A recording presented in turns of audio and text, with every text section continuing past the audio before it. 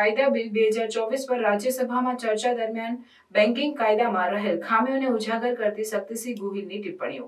અમદાવાદ જિલ્લા સહકારી બેંકની ચૂંટણી નહીં કરાવી સત્તાનો જે દુરુપયોગ થાય છે તે મુદ્દે પણ સખત ટીકા કરવામાં આવી. Further discussion on the motion for consideration of the Banking Laws Amendment Bill 2024 moved by Shri Pankaj Chaudhary on the 9th December 2024. माननीय श्री शक्ति सिंह गोहिल टू इनिशिएट. धन्यवाद उपसभापति महोदय. आज वित्त मंत्री जी बैंकिंग रेगुलेशन एक्ट माने 5 कानूनों में अमेंडमेंट करने जा रही है. माननीय उपसभापति महोदय, एक जमाना था जब बैंक में सिर्फ पूंजीपति जा सकते थे. अगर कोई किसान, कोई गरीब अगर बैंक के दरवाजे भी देखा गया था तो उसे शक की निगाहों से देखा जाता था. वो इंदिरा गांधी जी थी जिन्होंने बैंकों का नेशनलाइजेशन करने के बाद ये कह दिया कि बैंक के दरवाजे आम हिंदुस्तानी के लिए खुले हैं और कोई किसान हो, कोई गरीब हो, वो भी बैंक के अंदर जा सकते हैं. वो अगर शुरू हुआ तो वो नेशनलाइजेशन के बाद बैंकों में काम शुरू हुआ. मैं वित्त मंत्री जी को आपके जरिए कहना चाहता हूं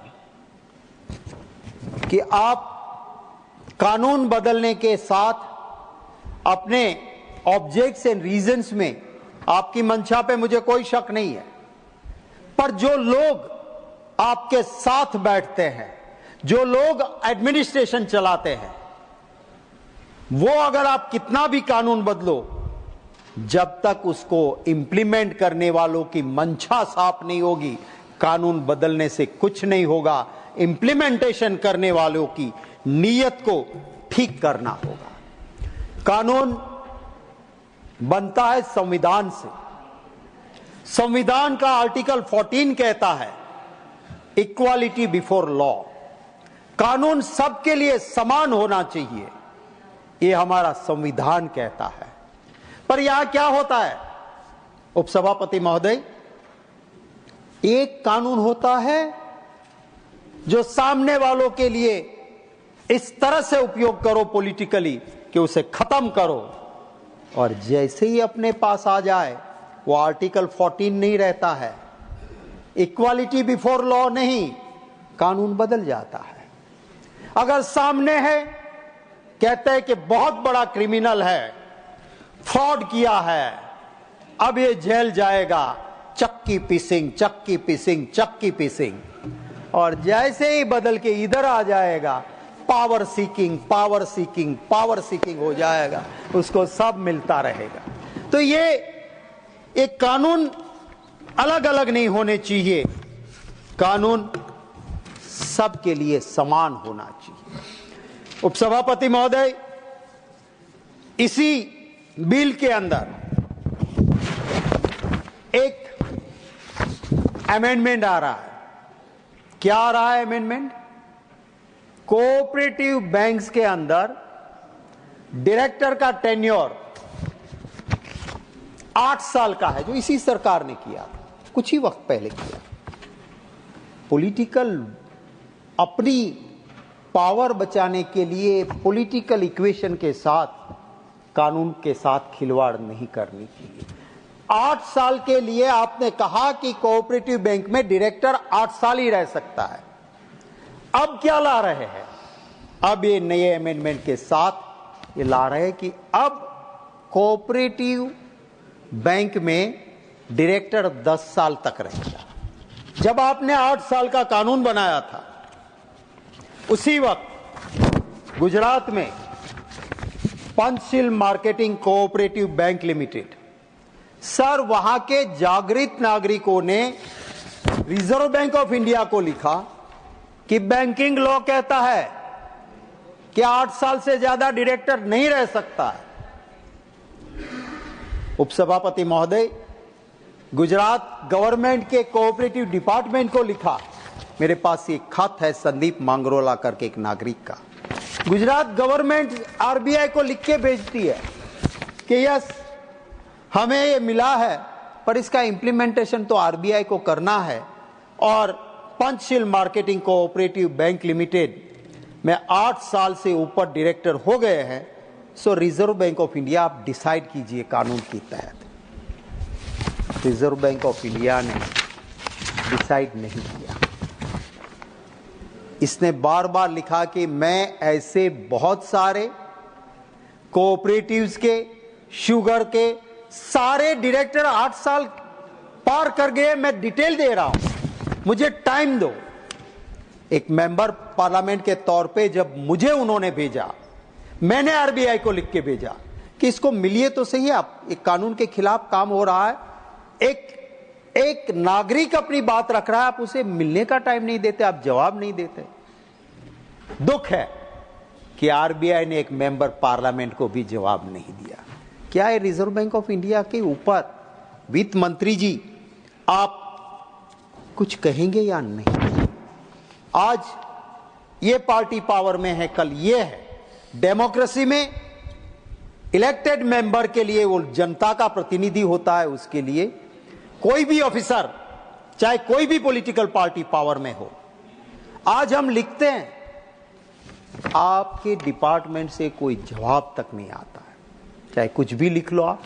एक वक्त था, आज भी वो आपका यहां से गवर्नमेंट का किया हुआ सर्कुलर है कि इन स्टिपुलेटेड टाइम मेंबर पार्लियामेंट को जवाब देना चाहिए, प्रिलिमिनरी रिप्लाई इतने दिनों में और आखिरी रिप्लाई इतने दिनों में, इंटरिम रिप्लाई के बाद देना चाहिए। और फाइनेंस डिपार्टमेंट या रिजर्व बैंक ऑफ इंडिया बिल्कुल किसी को गिने ही नहीं। मैं मानता हूं कि इसके लिए जरूर वित्त मंत्री जी अपना डिपार्टमेंट को ठीक करेगी। मैं जो यहां पे कह रहे हैं कि किसी भी बैंक में 8 साल से ज्यादा डायरेक्टर नहीं रहना चाहिए, अब अमेंडमेंट आ रहा है 10 साल। मैं आपके जरिए वित्त मंत्री जी, मैं, क्योंकि कहा जाता है हमारे वहां चैरिटी बिगिंस फ्रॉम होम, अगर जिसको सहकार मंत्री आपने बना के रखा है, जिसके पास कोऑपरेटिव है, माननीय उपसभापति महोदय, मैं आपके जरिए जरूर कहूंगा कि कम से कम वो जिस बैंक में चेयरमैन रहे थे वहां तो कानून लागू होना चाहिए। अहमदाबाद डिस्ट्रिक्ट कोऑपरेटिव बैंक में अमित भाई शाह चेयरमैन रहे, आज उनके नियरेस्ट एंड डियरेस्ट है सारे लोग। 2006-7 से वो डायरेक्टर कंटिन्यू है वहां बैंक में, अहमदाबाद डिस्ट्रिक्ट कोऑपरेटिव बैंक में कोई चुनाव ही नहीं होता है। और क्यों कोर्ट में पेंडिंग है उपसभापति महोदय?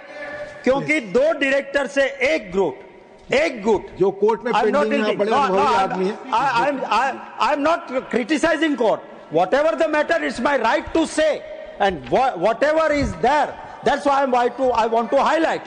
The matter is sub judice. Yes. I am not going into the merits of the matter. What I want to say is, it is the duty of the government to see. Otherwise, 2 लोग मिलके चले जाएंगे, तारीख पे तारीख पड़ती रहेगी और सरकार क्या देखती रहेगी। इसीलिए मैं कहता हूं कि it's the duty of the RBI कि पार्टी इंटरवीनर के तौर पे वहां जाए, पार्टी इंटरवीनर तौर पे सरकार उसमें हस्तक्षेप करे और 2 गुट मिलके 2006-7 से चुनाव नहीं होने देते हैं और मलाई खाते हैं। हटाइए उन डायरेक्टर को, आपका पावर्स है, आप उनको करिए, आप लगाइए उनको, आप वहां पे एडमिनिस्ट्रेटर लगा सकते हो और एडमिनिस्ट्रेटर लगा के आई am not yielding, I am not yielding, I am not yielding. इनके बाद में आपको मौका देता हूं। आई am not yielding, he is not yielding. इनके बाद में आपको मौका देता हूं, बोले। तो मैं ये कहना चाहता हूं निकालना चाहिए कि ये जिस तरह से चल रहा है उसमें ये जरूरत है कि वहां पे एडमिनिस्ट्रेटर लगाया जाए और ऐसे डायरेक्टर्स को हटाया जाए जो आपके कानून के खिलाफ 2006-2007 से अप टू 2024 बैठे हैं। आप उसको हटा के वहां लगा दीजिए एडमिनिस्ट्रेटर, नया चुनाव करा लीजिए, फिर शेयर होल्डर चुनेंगे, जो लोग आए वो काम करे। आई एम नॉट अगेंस्ट। डेमोक्रेसी में अगर हम हारते हैं, हार स्वीकार करते हैं, जीतते हैं, काम करते हैं, पर चुनाव ही ना होने दो, एक किस तरह का है। और वो भी वहां जहां पे सहकार मंत्री खुद चेयरमैन रहे हो, आज वही सरकार में हो यहां, और वहां पे हो रहा है। इसलिए मुझे थोड़ा, किसी को अगर बुरा लगे, किसी को अच्छा लगे, ये कहने की जरूरत मेरी नहीं है। मेरी तो जो सच बात है वो करने की मेरी आदत है। फिर सच किसी को अच्छा भी ना लगे तो उनको मुबारक। मैं ये कहना चाहता हूं उपसभापति महोदय कि ये सरकार ने, मैं fanindia.net पे पूरा डिटेल के साथ जो हकीकत दी थी उसके मुताबिक 50 विलफुल डिफॉल्टर 50, उनके इस सरकार ने 87,000 करोड़ माफ करे 2020-24 तक। इसमें कौन है? मेहुल चौकसी, ऋषि अग्रवाल जैसे लोग भी इसके अंदर है। मुझे ये हमारे देश को लूट के बाहर जाने वाले लोग, आप उनका कर्जा माफ करते हो।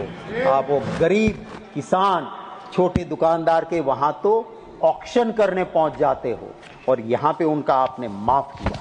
सर, आपके जरिए मैं इस गृह में कहना चाहता हूं, मेहुल चौकसी लूट के हमारे देश को बाहर भाग गया, उसको रोक सकते थे। मेरे हाथ में ये एक एफिडेविट है, हाई कोर्ट के अंदर petition criminal special civil application 4758/2015। Sir, ये पिटीशन जब वहां पे हुई और उस वक्त पे जब वहां लगी, तब एक एफिडेविट रिस्पोंडेंट फाइल करता है और उसमें वो लिखता है कि मेहुल चौकसी बहुत बड़ा फ्रॉड है, उसका शेयर 650 रुपीज से 13 रुपया हो गया है। इसने सिर्फ बैंकों को नहीं, गरीब लोगों से 14% इंटरेस्ट देने के नाम पे, गोल्ड बार के नाम पे पैसे लिए हैं देश की जनता के। एक सेकंड दे दीजिए, एक सेकंड दे दीजिए, धन्यवाद। और 1 मिनट में मैं खत्म करता हूं। और last 3 lines, just 3 lines. In this affidavit, he had written, I would also like to draw kind attention the fact that petitioner has a huge debt of rupees 9,870 crore outstanding, which also specified in the website of Ministry of Corporate Affairs, and वो copy लगाता है उसके साथ। और petitioner कहता है कि like Vijay Mallya, Mehul चौकसी भाग जाएगा। उसकी वाइफ का वहां पे दुबई में फ्लैट भी है। वो कब कहता है साहब? धन्यवाद। वो कहता है 18 महीने पहले, धन्यवाद। 18 महीने पहले कहा था अगर मेहुल चौकसी को पकड़ लेते तो वो बाहर नहीं जा सकता था। यही कहते हुए मेरी